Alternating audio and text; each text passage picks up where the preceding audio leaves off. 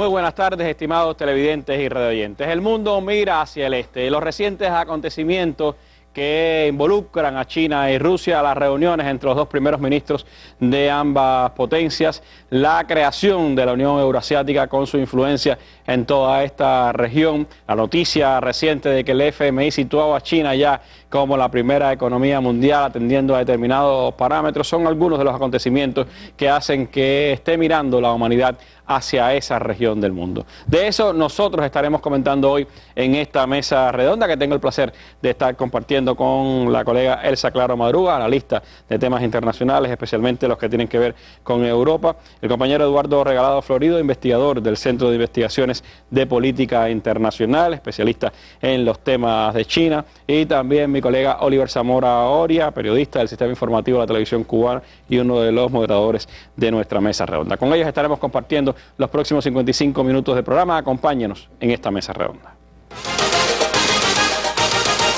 Del surgimiento del euro a la crisis económica internacional, de la intifada a las guerras imperiales en el Oriente Medio, del sonoro fraude electoral de Bush a las frustradas esperanzas de Obama, del continuo crecimiento de China a la creación de los BRICS. Todos los grandes temas internacionales en estos 15 años han sido noticia y análisis en la Mesa Redonda. 16 de diciembre, aniversario 15. Bueno, y antes de entrar en el análisis de nuestro tema de hoy, les propongo, como es habitual, pues comenzar con la noticia del día, que hoy es el artículo que ha publicado en nuestra prensa nacional el comandante en jefe Fidel Castro.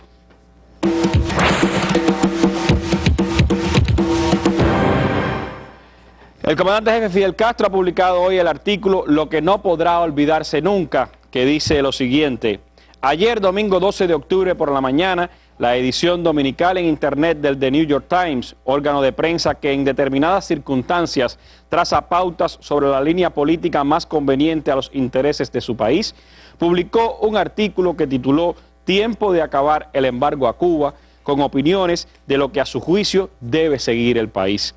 Hay momentos en que tales artículos son suscritos por algún prestigioso periodista, como alguien a quien tuve el privilegio de conocer personalmente en los primeros días de nuestra lucha en la Sierra Maestra, con los restos de una fuerza que había sido casi totalmente eliminada por la aviación y el ejército de Batista.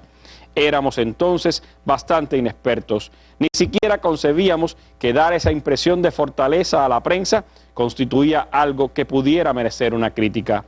No era así como pensaba aquel valiente corresponsal de guerra con una historia que le dio nombre en los tiempos difíciles de la lucha contra el fascismo, Herbert Matthews.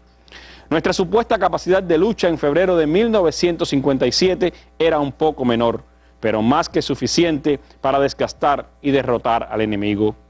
Carlos Rafael Rodríguez, dirigente del Partido Socialista Popular, fue testigo de lo que después de la batalla del Higüey, en que una unidad completa de tropas selectas fue obligada a capitular tras 10 días de combates, expresé sobre mi temor de que las fuerzas del régimen fueran a rendirse en julio de 1958, cuando sus tropas élites se retiraban precipitadamente de la Sierra Maestra, a pesar de estar entrenadas y asesoradas por los vecinos del norte. Habíamos encontrado la forma adecuada para derrotarlas. Era ineludible extenderme un poco en este punto si deseaba explicar el ánimo con que leí el mencionado artículo del periódico norteamericano el pasado domingo. Citaré sus partes esenciales que irán entre comillas. Y cita Fidel el artículo de The New York Times. El presidente Obama debe sentir angustia al contemplar el lamentable estado de las relaciones bilaterales que su administración ha intentado reparar. Sería sensato que el líder estadounidense reflexione seriamente sobre Cuba, donde un giro de política podría representar un gran triunfo para su gobierno. Por primera vez en más de medio siglo, cambios en la opinión pública estadounidense y una serie de reformas en Cuba han hecho que sea políticamente viable reanudar relaciones diplomáticas y acabar con un embargo insensato. El régimen de los Castros ha usado dicho embargo para excusar sus faltas y ha mantenido a su pueblo bastante aislado del resto del mundo. Obama debe aprovechar la oportunidad para darle fin a una larga era de enemistad y ayudar a un pueblo que ha sufrido enormemente desde que Washington cortó relaciones diplomáticas en 1961, 2 años después de que Fidel Castro llegó al poder. Continúa citando: el deplorable estado de su economía ha obligado a Cuba a implementar reformas. El proceso se ha vuelto más urgente a raíz de la crisis financiera en Venezuela, dado que Caracas le proporciona petróleo subsidiado. Con el temor de que Venezuela tenga que recortar su ayuda, líderes en la isla han tomado pasos importantes para liberalizar y diversificar una economía que históricamente ha tenido controles rígidos. El gobierno cubano ha comenzado a permitir que sus ciudadanos se empleen en el sector privado y que vendan propiedades como automóviles y casas. En marzo, la Asamblea Nacional de Cuba pasó una ley con el fin de atraer inversión extranjera. En abril, diplomáticos cubanos comenzaron a negociar los términos de un tratado de cooperación que esperan firmar con la Unión Europea. Han asistido a las primeras reuniones preparados, ansiosos y conscientes de que los europeos van a pedir mayores reformas y libertades ciudadanas. El gobierno autoritario sigue acosando disidentes, quienes frecuentemente son detenidos por periodos cortos. La Habana no ha explicado la sospechosa muerte del activista político Osvaldo Payá. Como puede apreciarse, dice Fidel, una acusación calumniosa y gratuita. Y sigue citando Fidel en su artículo el editorial del The New York Times. El año pasado se flexibilizaron las restricciones de viaje para los cubanos, lo cual permitió que disidentes prominentes viajaran al exterior. En la actualidad existe un ambiente de mayor tolerancia para aquellos que critican a sus líderes en la isla, pero muchos aún temen las repercusiones de hablar francamente y exigir mayores derechos. El proceso de las reformas ha sido lento y ha habido reveses, pero en conjunto estos cambios demuestran que Cuba se está preparando para una era posembargo. El gobierno afirma que reanudaría con gusto las relaciones diplomáticas con Estados Unidos sin condiciones previas. Como primer paso, la Casa Blanca debe retirar a Cuba de la lista que mantiene el Departamento de Estado para penalizar países que respaldan grupos terroristas. Actualmente, las únicas otras naciones en la lista son Sudán, Irán y Siria. Cuba fue incluida en 1982 por su apoyo a movimientos rebeldes en América Latina, aunque ese tipo de vínculos ya no existen. Actualmente, el gobierno estadounidense reconoce que La Habana está jugando un papel constructivo en el proceso de paz de Colombia, sirviendo de anfitrión para los diálogos entre el gobierno colombiano y líderes de la guerrilla.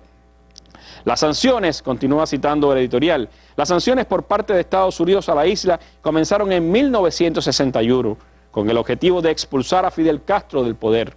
A través de los años, varios líderes estadounidenses han concluido que el embargo ha sido un fracaso.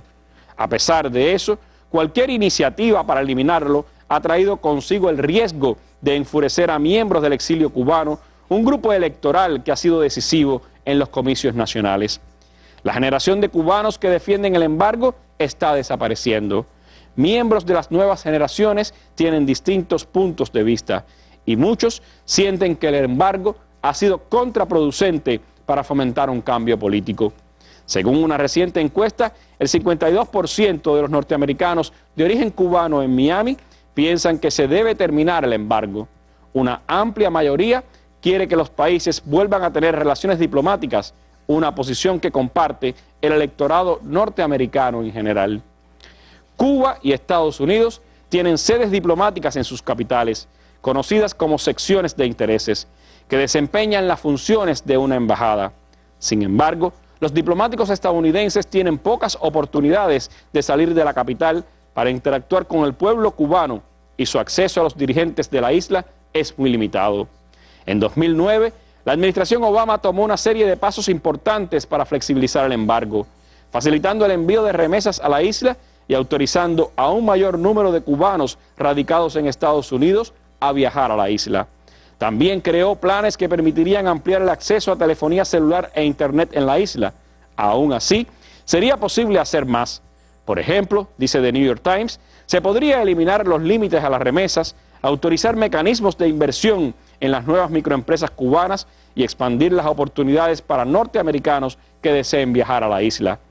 Washington podría hacer más para respaldar a las empresas norteamericanas que tienen interés en desarrollar el sector de las telecomunicaciones en Cuba. Pocas se han atrevido por temor a las posibles repercusiones legales y políticas. De no hacerlo, dice The New York Times, Estados Unidos estaría cediendo el mercado cubano a sus rivales. Los presidentes de China y Rusia viajaron a Cuba en julio con miras a ampliar vínculos. El nivel y envergadura de la relación podría crecer significativamente, dándole a Washington más herramientas para respaldar reformas democráticas. Es factible que ayude a frenar una nueva ola migratoria de cubanos desesperanzados que están viajando a Estados Unidos en balsas. Una relación más saludable podría ayudar a resolver el caso de Alan Gross, un experto en desarrollo que lleva casi 5 años detenido en la isla. Más aún, crearía nuevas oportunidades para fortalecer la sociedad civil, con lo cual gradualmente se disminuiría el control que ejerce el Estado sobre la vida de los cubanos. Si bien la Casa Blanca puede tomar ciertos pasos unilateralmente, desmantelar el embargo requeriría una acción legislativa en Washington. Y sigue este editorial de The New York Times.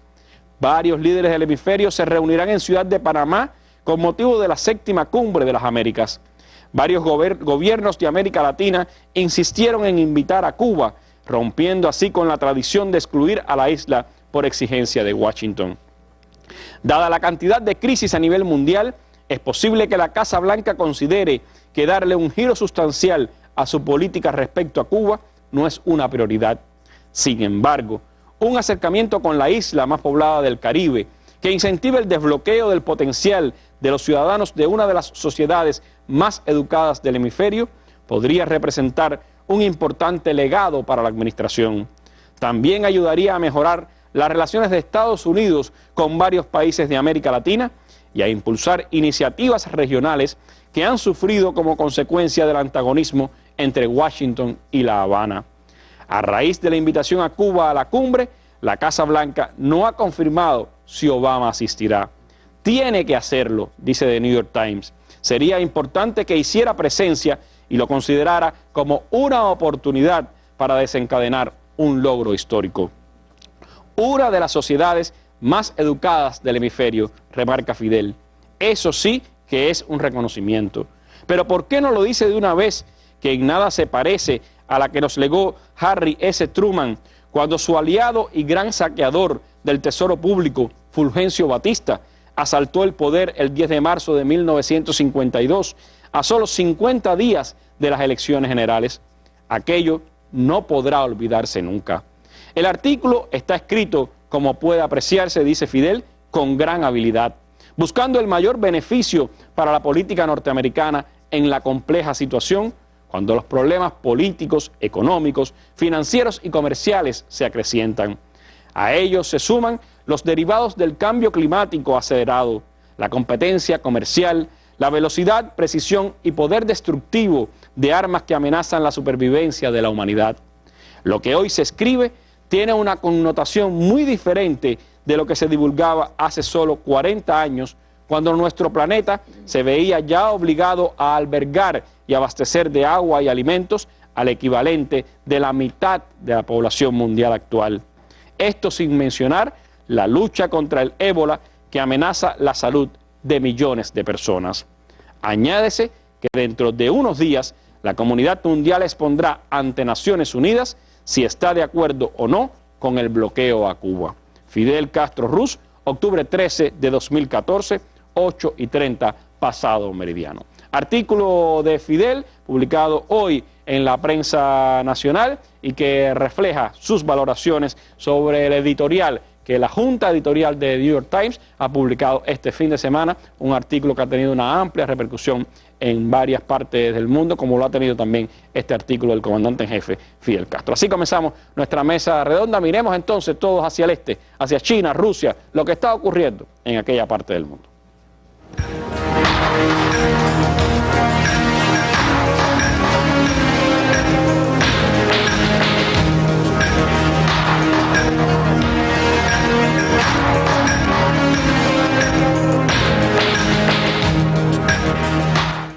Una importante reunión ha tenido lugar entre los primeros ministros de Rusia y China, las dos potencias emergentes que están pues en un momento muy singular de sus relaciones bilaterales. Les propongo ver estos materiales de lo que ha ocurrido para después conversar sobre nuestros analistas acerca de este hecho.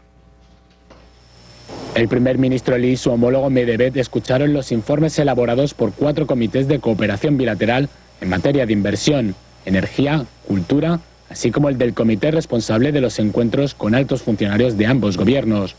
Lee señaló que China y Rusia son entre sí los países vecinos y socios importantes de mayor extensión. A su vez, ambos son las mayores economías emergentes y el fortalecimiento de su cooperación bilateral beneficiará la paz y el desarrollo del mundo. Medvedev elogió los lazos entre Rusia y China y calificó a los dos países de socios estratégicos. Asimismo, el primer ministro ruso destacó el papel de China como el máximo socio comercial extranjero de su país. Durante esta visita, ambos países firmaron más de 40 acuerdos en los sectores energético, financiero y comercial. Los dos líderes celebraron un encuentro con la prensa tras la firma de acuerdos, en los que Li Keqiang explicó los resultados obtenidos durante la 19ª reunión regular entre los primeros ministros de China y Rusia. Además, mostró su deseo de abrir nuevos mercados, mejorar la cooperación comercial y fortalecer las inversiones entre ambos estados. La visita del primer ministro chino también incluyó el lunes un encuentro con la presidenta del Consejo de la Federación de Rusia, Valentina Matviyenko. Li señaló que espera consolidar e implementar los logros existentes, al igual que desarrollar nuevas áreas de cooperación y nuevos proyectos. Matviyenko expresó su optimismo en el futuro de las relaciones entre China y Rusia y destacó que la Federación jugará un papel activo en la promoción de lazos más estrechos. Rusia y China firmaron un acuerdo de transferencia de divisas nacionales por $25.000 millones, un primer paso para el fomento del comercio bilateral en rublos y yuanes. El primer ministro ruso Dmitry Medvedev sostuvo un encuentro con su colega chino Li Keqiang para firmar más de una treintena de acuerdos, entre ellos una línea de transferencia de $150.000 millones de yuanes que va a permitir que ambos países adquieran divisas de su socio comercial sin necesidad de recurrir al dólar estadounidense. Según el Banco Central ruso, el acuerdo promoverá las inversiones directas y el comercio bilateral, además de fomentar el uso del rublo y el yuan en el comercio internacional. Los expertos consideran que el acuerdo aportará estabilidad y liquidez al sector financiero ruso, afectado ya por la caída de los precios del petróleo y en menor medida por las sanciones de Occidente. La situación en las finanzas mundiales no es la más fácil. No todos los países se están desarrollando rápidamente y nosotros mismos tenemos dificultades. Sin embargo, los principales bancos de nuestros países han alcanzado un acuerdo para abrir líneas de crédito para nuestros proyectos conjuntos. Creo que es también importante para la cooperación entre Rusia y China para desarrollarse de una manera predecible y moderna, para que todos nuestros proyectos sean financiados. Bueno, Elsa, valoración de esta importante reunión, de los resultados de esos 38 acuerdos firmados entre Rusia y China. ¿Qué impacto pueden tener en la relación bilateral y, por supuesto, en la mirada del mundo hacia estas dos potencias? Yo diría que tanto a escala de estos dos países como mirándolo en su sentido más amplio, sencillamente es un impacto extraordinario. Que yo no recuerdo convenios de tanto alcance como los que se han hecho de mayo a la fecha entre Rusia y China.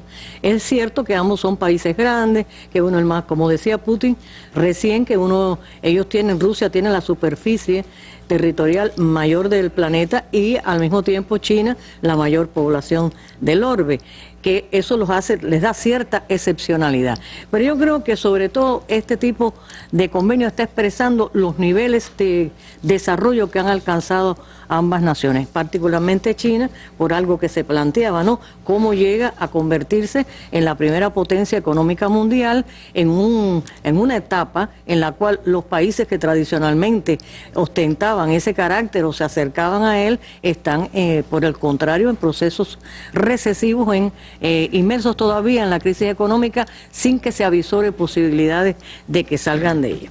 Entonces este encuentro entre Medvedev y el premier chino Li Keqiang es una especie de puntualización de llevar a la práctica algunas de los acuerdos que ya habían trazado en mayo los presidentes, o sea, Putin y Xi Jinping. Sobre todo se han centrado bastante en uno de los acuerdos de mayor tonelaje, que es la construcción del oleoducto que va a ir desde, se llama Fuerza Siberia por la ubicación misma que tiene, la salida a los pozos que se van a utilizar y que llegan a un lugar específico de China.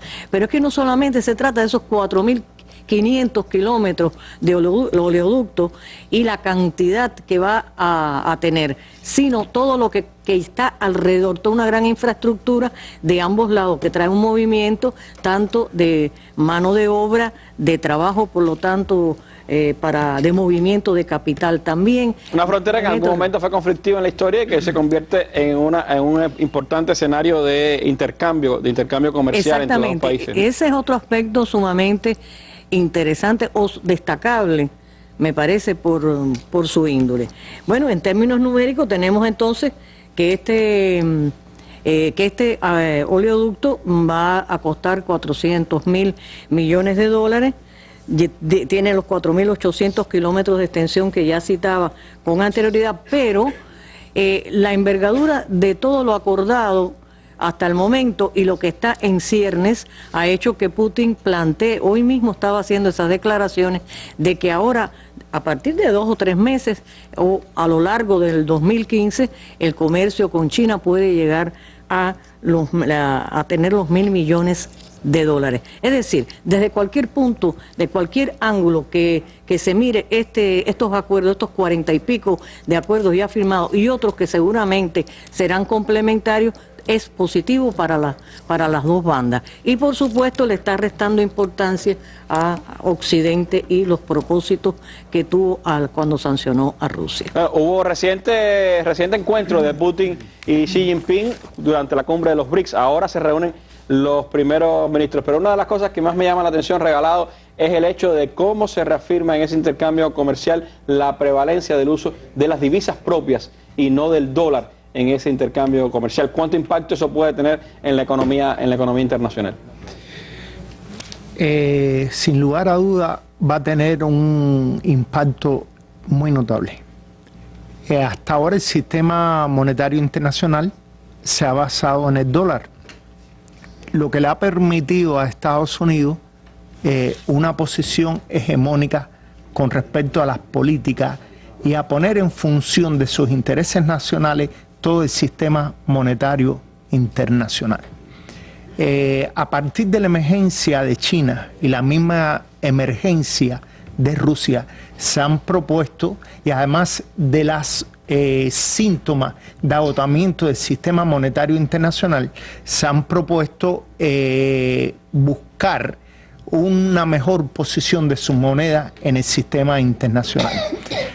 Por ejemplo, se han propuesto en mercado de combustible ya que no solamente se haga en el dólar, le da una independencia tanto a Rusia como a China y además fortalece la posición financiera y monetaria de estos países a nivel internacional. Hay toda una estrategia de ubicar la moneda, por lo menos de parte de China, en mejores posiciones, de incrementar su uso a nivel internacional, y hemos visto que se da un paso muy sólido en el objetivo trazado por ambos países. Esto también, por supuesto, tiene un impacto hacia el interior de ambas naciones, pero en función de la complementación de los intereses económicos de los dos países, estos acuerdos, ¿qué le proporcionan a China y a Rusia? Bueno, primero hay que decir que son acuerdos lo más completo posible. Son acuerdos en el plano comercial, inversiones, tecnológico, por supuesto en el aspecto energético, y que son acuerdos que apuntan a desarrollar la complementariedad que existe entre ambos países. Como se había dicho anteriormente, Rusia es un país de abundantes recursos naturales, China es un país de una vasta población, pero además es un país que necesita de la energía que está en Rusia. Además, China es una plaza financiera que necesita Rusia para su desarrollo económico. Es decir, que todas estas potencialidades que tiene cada uno por separado lo han ido desarrollando para lograr lo que se llama una sinergia, es decir, ir potenciando estas potencialidades que tienen ambos países. Esto tiene un impacto para cada uno de los países, tiene un impacto a nivel regional y tiene también un impacto a nivel global. ¿Cómo marca eso China como siendo ya la primera potencia económica del mundo? Esa es la pregunta que te dejo para el próximo segmento de nuestra mesa redonda. Hagamos un breve alto y regresamos con nuestros panelistas de la noche.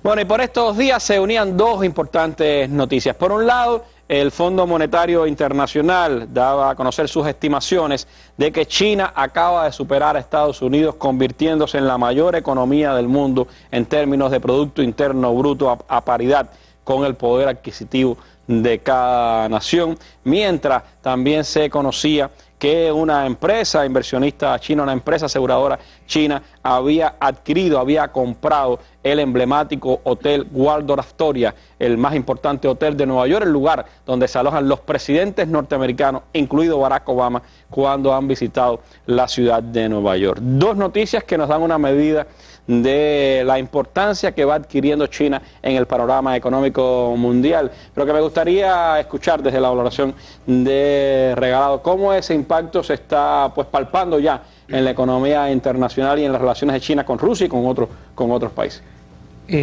Desde que China comenzó su proceso de reforma y apertura, ha crecido de una manera casi se puede decir que asombrosa.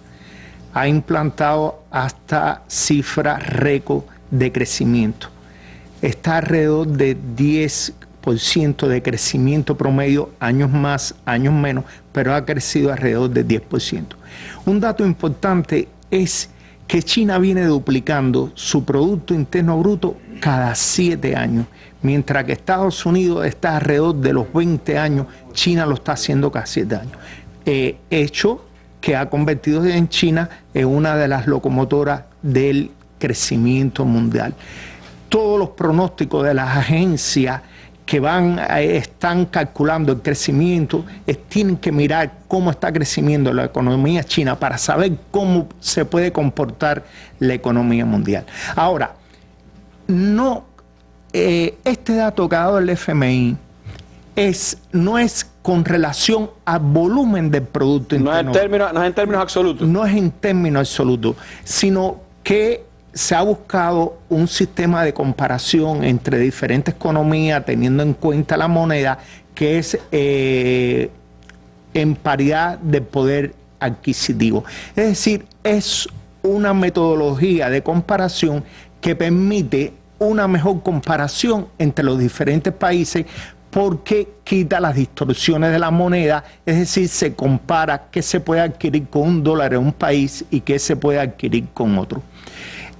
Lo importante es saber, con estos datos que ha dado el FMI, es que en el año 2005 China era menos de la mitad del volumen del Producto Interno Bruto por paridad de poder adquisitivo de Estados Unidos en el 2005. Y ya China este año rebasó, aunque la diferencia es pequeña, ya rebasó a la economía de Estados Unidos. ¿Qué nos está indicando? La tendencia de cómo viene creciendo, lo imparable que se ha hecho el crecimiento de la economía china. Es más, calcula que para el 2019 este volumen, que actualmente es de 17,6 billones, crezca más de un 20%. Actualmente el volumen de Estados Unidos es 17,4 billones. Millones de millones. Millones de millones, que la diferencia ahora es pequeña, pero la tendencia que marca el crecimiento de China es que va a ser este crecimiento impetuoso que no lo está demostrando Estados Unidos, y tal parece que las potencialidades para subirse a este tren es muy difícil por parte de Estados Unidos. Es decir, estamos hablando de una equivalencia que hace el FMI para poner en paridad a los países de acuerdo a sus monedas, de su poder adquisitivo, pero eso indica que ya China es en ese ámbito la primera economía mundial. Se calcula que en poco tiempo, en términos absolutos, será la economía del mayor Producto Interno Bruto del mundo. ¿Cómo leer esos resultados, Julio? Bueno, eso es algo que ya vienen pronosticando todo el mundo, todos los analistas, todos los economistas, que China en algún momento, por muchas condiciones, o sea, por muchos elementos, no solamente por su crecimiento, sino también por, vamos a decir, todas las medidas que está tomando para incentivar, por ejemplo, el consumo interno. Imagínense ustedes basar o que parte de la economía china descanse en el consumo de más de 1.300 millones de dólares. La economía de personas, disculpen. La economía de Estados Unidos, el 70% depende de del consumo interno, que en China suceda eso, además la va a hacer un poco más, vamos a decir, invulnerable a los fenómenos, a los problemas económicos a nivel internacional. China se ha sentido la crisis en Estados Unidos, la crisis en Europa. Ahora, yo pienso que esto no hay que dejarlo solamente en términos económicos, porque yo siempre he dicho y repito que poder económico significa a la larga poder político, poder diplomático, poder militar. O sea, tú puedes empezar por el poder económico, pero cuando tú tienes cierto poder económico, tú tienes intereses propios que tú tienes que defender, y no por gusto. Por ejemplo, China es un país que se ha visto en la obligación, y esto es importante, en la obligación de aumentar su presupuesto militar, cuando Estados Unidos ha dicho que su prioridad en términos militares es Asia. Está escrito en su doctrina de seguridad nacional. Está escrito en su doctrina militar, exactamente. Asia por China precisamente y por Rusia. Ahora, ¿qué pasa? China, con este crecimiento económico, con este peso que está teniendo, se está convirtiendo, o es de hecho ya, no solamente vamos a decir, un país importante en la toma de decisiones a nivel internacional, pero sobre todo en Asia, que es una región que le interesa mucho a Estados Unidos, porque estamos hablando de la región más poblada del mundo, estamos hablando de la región más dinámica desde el punto de vista económico del mundo, estamos hablando de la región con más potencias nucleares a nivel internacional, y estamos hablando de la región donde está Rusia y donde está China. Ahora, ¿qué pasa? China se ha convertido, por ejemplo, en una alternativa para los países latinoamericanos. Creo que a Estados Unidos le fuera más fácil presionar a los países latinoamericanos y contrarrestar estos movimientos progresistas que hay, de gobiernos progresistas, si no existiera una China. China se ha convertido en una alternativa para Rusia, para las sanciones de Estados Unidos y de Europa, porque es verdad, hay intereses aquí importantes. O sea, China está defendiendo intereses y está estrechando las relaciones con un país cuyas economías, vamos a decir, machean indiscutiblemente, de eso hablaba Regalado, pero hay una intención de tenderle la mano a Rusia en un momento difícil. Es decir, que China se está convirtiendo en un factor de contrapeso y equilibrio, pero de contrapeso también. O sea, de forma natural está contrarrestando esa hegemonía estadounidense, y hay que ver qué va a pasar en términos también financieros. Hoy, por ejemplo, un ex subsecretario de Estado estaba diciendo que el dólar iba en picada, que el dólar tenía sus días contados, en parte porque ahora se está utilizando mucho el yuan también. O sea, se está convirtiendo en una alternativa en países importantes, como Rusia, por ejemplo. Gracias, Oliver. Este miércoles en la mesa redonda, desarrollo de la TV digital, parte final. Directivos del Ministerio de Comunicaciones, la CETEL, Radio Cuba, el ICRT y las TRD responderán el miércoles las opiniones e interrogantes de la población sobre el desarrollo de la TV digital en Cuba. Cubavisión Internacional y Radio Habana Cuba transmitirán este programa desde las 7 de la noche, y el canal educativo lo retransmitirá al final de su emisión del día.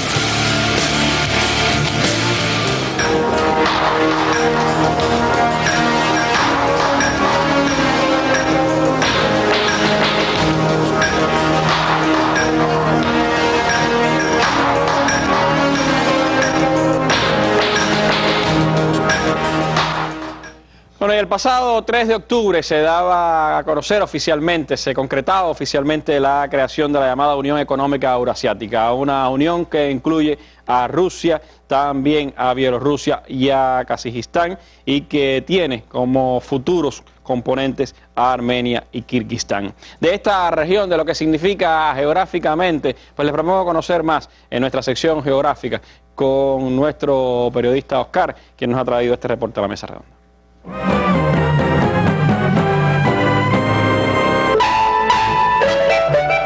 Con una historia y un pasado común, las repúblicas de Rusia, Bielorrusia, Kazajstán y Armenia mantienen fuertes lazos de cooperación político y económicas.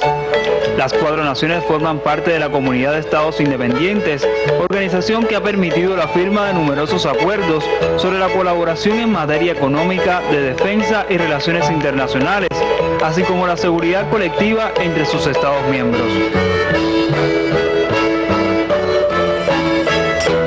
Rusia y Kazajstán abarcan gran parte del territorio euroasiático, siendo el primer y el 9º país más extenso, respectivamente.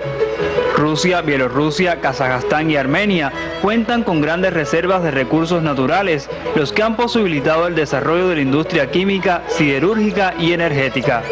Entre ellos destacan el gas natural, el petróleo, la hulla y el uranio.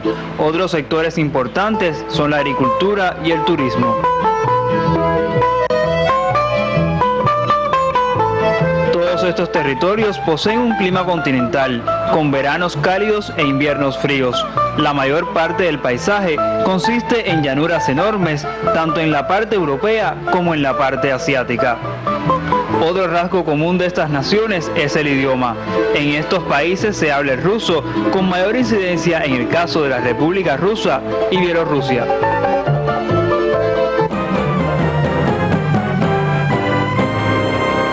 Bueno, estamos hablando de un nuevo componente en el panorama económico y político del mundo. Estamos hablando de la Unión Euroasiática, que acaba de darse a conocer y que ya pues está también moviendo noticias y análisis de la prensa internacional. ¿Cómo ver, Oliver, esta nueva fusión, esta nueva integración que se comienza a dar en este espacio postsoviético? Bueno, es uno de los pilares, vamos a decir así, de los objetivos más importantes de la política exterior rusa en estos momentos. Creo que junto con una serie de elementos, podríamos hablar también, por ejemplo, de que Rusia está presidiendo la Organización de Cooperación de Shanghái, esta misma relación con Rusia, con China, está demostrando la reunión de los países del Mar Carpio también, del Mar Carpio. Exactamente, que además se comprometieron o rechazaron la militarización de esa zona. O sea, todos estos elementos, y la Unión Euroasiática es importantísima en eso, están demostrando que Rusia, a pesar de las sanciones, no es un país que se está aislando, sino es un país que está adquiriendo peso en la región que más le importa a Rusia. Porque Rusia, en los años 90, y creo que, bueno, históricamente también hay que ver la historia de Pedro el Grande y de cómo construyeron una capital para acercarse más a Europa. Europa siempre fue una prioridad para Rusia, pero hoy Rusia está dándole mucha prioridad a la mayor parte de su territorio, que está en Asia. O sea, Asia como, y por eso creo que en parte también las relaciones con China, como una región que le puede suministrar lo que necesita, que son las nuevas tecnologías, las inversiones. Ahora, hay un ataque muy grande por parte de la prensa occidental con respecto a este proyecto, porque se dice que es la sovietización, o sea, el regreso a los tiempos de la Unión Soviética, y eso especulan, por supuesto, con el regreso al comunismo y toda esa serie de argumentos y de tesis locas que manejan la prensa occidental. Sin embargo, lo que se trata es, Randy, de rescatar de alguna manera el espacio postsoviético, pero aprovechando esas potencialidades. El propio presidente Putin ha dicho muchas veces de que fue una triste noticia la desaparición de la Unión Soviética. Y estamos hablando de territorios que durante mucho tiempo, países durante mucho tiempo, en este caso Kazajstán, Bielorrusia, Rusia y Armenia, que se incorporó hace poco, países que fueron integrantes de un mismo país, que incluso yo recuerdo, yo conozco kazajos y uzbecos y o sea, hay personas de muchas de estas regiones de Asia que fueron parte de la Unión Soviética, que lo que se habla es ruso, a pesar de sus lenguas natales. Es decir, hay una complementariedad tremenda, incluso hasta el punto de vista cultural, con grandes potencialidades, y que está llamado a ser indiscutiblemente un factor, un componente importante de las relaciones internacionales, porque Rusia es un gran productor de petróleo, pero Kazajstán también. Y Bielorrusia, bueno, de alguna manera un país que está en el centro de Europa, que le abre de alguna manera las puertas a esta institución a Europa, que es muy importante, pero además sería vamos a decir, una institución que está en medio de Asia y de Europa, dos regiones de desarrollo importantes, y que indiscutiblemente esto ayudará a que Rusia tenga un papel mucho más importante, que ya lo tiene de hecho a nivel internacional, y un motor de desarrollo para esas regiones, porque sería interconectar economías muy parecidas, pero que además ayuda a la potencialidad. O sea, por ejemplo, Rusia necesita mano de obra, que eso se lo puede dar Kazajstán, y así se pueden ir complementando. Tras firmar el acuerdo el pasado 3 de octubre, el acuerdo formal de esta unión entre Rusia, Bielorrusia y Kazajstán, que son los países fundadores, un acuerdo que entrará en vigor el 1 de enero de 2015, el presidente ruso Vladimir Putin dijo: conservamos plenamente la soberanía estatal, pero garantizamos una cooperación económica más ajustada y armonizada. Nuestra posición geográfica nos permite crear rutas logísticas, no solo de importancia regional, sino también de importancia global, concentrando en ella los enormes flujos comerciales entre Europa y Asia. Un poco puente también entre estas regiones, Elsa, lo que se propone la Unión Euroasiática. Como no, pero partamos de una cosa que estaba ya anticipando Oliver, es que todos estos países estuvieron interconectados económicamente ya en la era soviética. Son conexiones que se han perdido, es decir, un país se especializaba en la construcción de X o Y cosas y aquel en suministro de materia prima para aquello. O a veces un mismo producto se hacía entre dos exactamente. regiones. Entonces esos nexos se perdieron a lo largo de estos años, al menos en una parte considerable, y eso se recupera y se potencia. La idea es esa, no solamente quedarse en lo que hubo, sino ir un poco más allá. Cuando los recientes acontecimientos de Ucrania se manejó mucho también este asunto de que es que se trataba de restablecer la Unión Soviética, pero esto es un pacto de carácter económico netamente, no de índole política, aunque lleva, aparte de la economía en sus términos más puros, productivo, intercambio comercial, etcétera, y de personas, porque hay el libre flujo de personas, de mercancías y de capitales también. Aparte de esas características, es eso, un puente hacia una Europa que está pasando por un proceso depresivo que no acaba de verse la punta. Y se habla incluso de relaciones con Vietnam, con China, con India. Vietnam y la India han pedido formar parte de este grupo. Hasta Israel incluso se ha hablado. Bueno, por lo menos en el caso de Vietnam y China existe... Vietnam y la India. Vietnam y la India, perdón, tienen más probabilidades, entre otras razones porque la India, no solamente desde el punto de vista geográfico, sino también como país emergente que del grupo de los BRICS tiene imbricaciones también con este grupo de países y particularmente con Rusia. Y Vietnam también tiene viejos nexos que pueden unirse. Ahora, contrario a lo que se decía tanto en Ucrania, en oposición a que si debían pertenecer a la Unión Europea y no a este pacto económico euroasiático, la realidad es que la idea original de este pacto la tuvo Nazarbayev, que es el presidente de Kazajstán.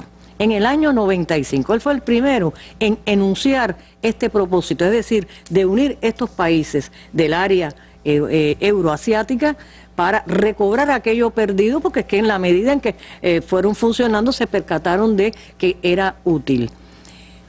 Eso se quedó un poco en el aire. Después Rusia lo retoma y a partir de Vladimir Putin lo retoma con fuerza, le da su total apoyo y un poco que potencia la materialización de este pacto, que viene a ser algo muy semejante a el que tiene el pacto integracionista que tiene la Unión Europea, desde donde le están advirtiendo a estos ahora que no cometan los mismos errores que ellos, es decir, que piensen bien cada paso a dar. Es muy curioso. Están pensando hasta en una moneda que pueda ser la que predomine en ese espacio de integración. Bueno, de momento lo que está previsto siempre es una unión energética, unión en informática, unión en términos de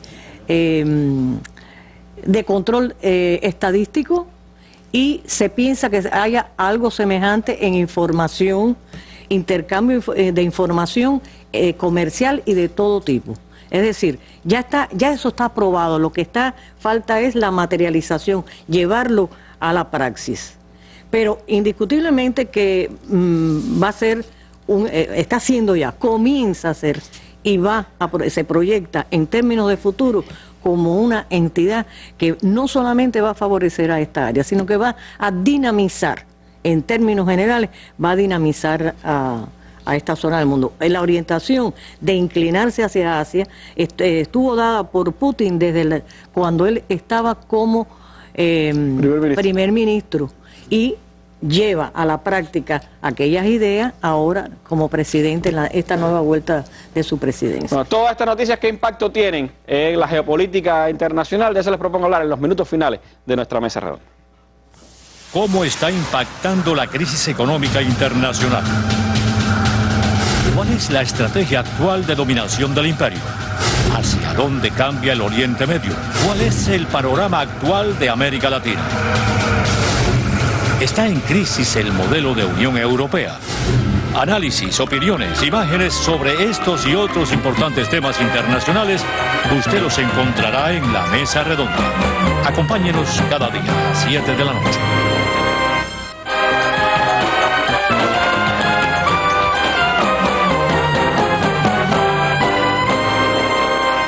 Bueno, ¿qué significado pueden tener todas estas noticias? La emergencia de China como la primera potencia económica del mundo, el hecho de que China y Rusia han acordado pues importantes inversiones e intercambios en diferentes materias, el surgimiento de la Unión Euroasiática. ¿Cómo ver todo este conjunto de noticias que provienen desde el este? ¿Cómo se puede ver desde Estados Unidos? ¿Qué puede significar para la principal potencia mundial?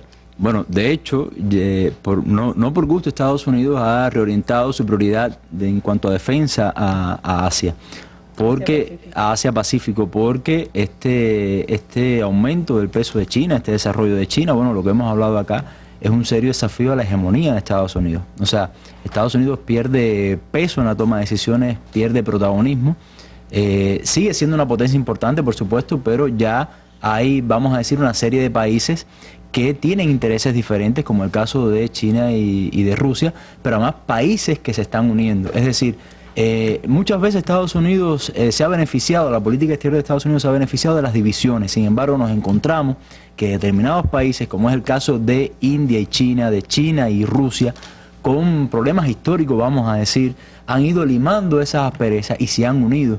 Yo hablaba, por ejemplo, en un momento de la Organización de Cooperación de Shanghái, importantísimo, porque es una organización de seguridad en Asia, y Estados Unidos tiene sus prioridades allí, y ya Pakistán, por ejemplo, y la India quieren entrar en esa institución. Pakistán y la India que tienen serios problemas, es decir, que esa institución ayudaría a resolver esos problemas, como se lo ha resuelto también China y Rusia en su momento. Yo quiero poner solamente un ejemplo para ilustrar esto. Todos sabemos que, por ejemplo, Corea del Sur es uno de los grandes aliados de Estados Unidos en la región. Bueno, China es o el primero, no recuerdo, o el segundo socio comercial de Corea del Sur. Ese peso económico de China le ha permitido eso. O sea, la relación comercial entre China y Corea del Sur supera los 200.000 millones de dólares. O sea, sí, incluso fíjate, entre China y ese país tan pequeño, tienen una relación comercial casi del mismo tamaño que China y América Latina, por ejemplo. Ahora, preguntémonos, ¿Corea del Sur estaría dispuesto a seguir el juego de Estados Unidos, por ejemplo, en un paso contra China? Por supuesto que no. Y así también lo ha llevado con Japón también, así también lo ha llevado con una serie de países. Pero además, y esto ya bien breve, ese peso de China le ha permitido entrar a la economía de Estados Unidos, porque no solamente es este hotel. O sea, China ha comprado grandes industrias en Estados Unidos. La mayor procesadora o productora de carne de cerdo es norteamericana y la compró China. China ha comprado líneas de la General Motors. China, bueno, dabas el dato que invirtió en solo un año 22.000 millones de dólares en compra de inmobiliaria en Estados Unidos. Es decir, que Estados Unidos, a pesar de esos retos, tiene las manos atadas. A pesar de que hay restricciones, por supuesto, a esa inversión china dentro de los Estados Unidos. Pero algunos hablan de que hay interés, sobre todo en Berlín, en eso que está pasando entre China, Rusia, la India, y que hay una mirada europea diferente también a eso que está ocurriendo. ¿Cómo ves, Elsa, la mirada europea a estos sucesos en el este del mundo? Bueno, yo creo que Europa se tiene que sentir muy mal con todo esto, porque si es un fracaso para Estados Unidos, más fiasco todavía es para Europa, porque Europa se dejó seducir o se subordinó voluntariamente a las presiones de Estados Unidos. Y se subordinará más con el Tratado de Libre Comercio, que eso tendremos que hablar algún día aquí en esta mesa redonda. Exacto, si es que finalmente se lo logran. Pero bueno, Europa se deja avasallar por Estados Unidos, le impone sanciones que no le convienen para nada a Rusia, y resulta que ¿Cuál es el efecto? Bueno, Rusia tiene mercado porque de lo que hay lo que sobra en el mundo son mercados para comprar. Cuando un país que además que maneja su dinero, tiene sus ingresos, tiene fondos para hacerle frente a X o Y situación y no está obligado por ninguna normativa a comprarle a sus antiguos proveedores cuando esos proveedores le están haciendo el boicot. En este momento hay serios problemas con lo mismo de tipo agrícola como de otra naturaleza, porque también había europeos que con grandes inversiones dentro de Rusia, alemanes muy en particular, los alemanes tienen alrededor de más de 10 en grandes empresas dentro de Rusia que se han visto afectadas con la política esta de sanciones que ha seguido la Unión Europea. Y bueno, de igual forma, hasta los países de último momento, Polonia, digamos, que vendía frutas a Rusia, pues también se han visto seriamente perjudicados. Por lo tanto, la visión no puede ser nada simpática para ellos. Y han quedado en ridículo. Ese es otro detalle. O sea, se sienten frustrados por un lado y se sienten también sumergidos en un tremendo ridículo. Esa es una de las perspectivas, por supuesto, también de lo que está ocurriendo, pero los pueblos del sur, América Latina, otros países del tercer mundo, ¿qué les puede significar regalado estos acuerdos entre China y Rusia, entre otros actores del espacio del este del mundo, es decir, de Europa y de Asia? Primero, propongo ver la política global o la geopolítica global como si fuera un tablero de ajedrez. A mí me parece que en la zona del mundo donde se está en mayor número de jugadas y con mayor profundidad estratégica que se está jugando es en la zona del este. Y me parece que todo está conduciendo, todo este juego de ajedrez que juegan ambos bandos, está conduciendo a la formación de un nuevo orden mundial. Y por supuesto, el orden mundial existente en la actualidad no beneficia para nada a las potencias emergentes y tampoco beneficia para nada a los países del sur.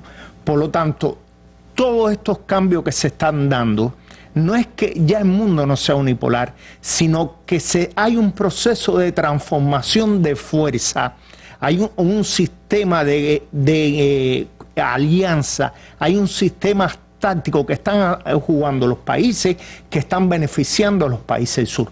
Como habíamos dicho al inicio de la mesa, hay una nueva alternativa que se está prestando a los países del sur y de América Latina.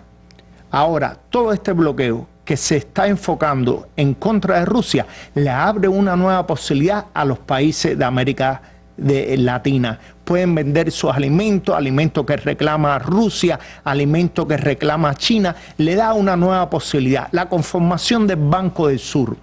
Antes solamente podían acudir al Fondo Monetario Internacional o al Banco Mundial. Ya existe, es verdad, es un banco pequeño, pero es un banco que va en formación. ¿El Banco de los BRICS? El Banco de los BRICS es un banco que está en formación. Pero hay un riesgo al analizar estas tendencias. Primero, el exceso de optimismo.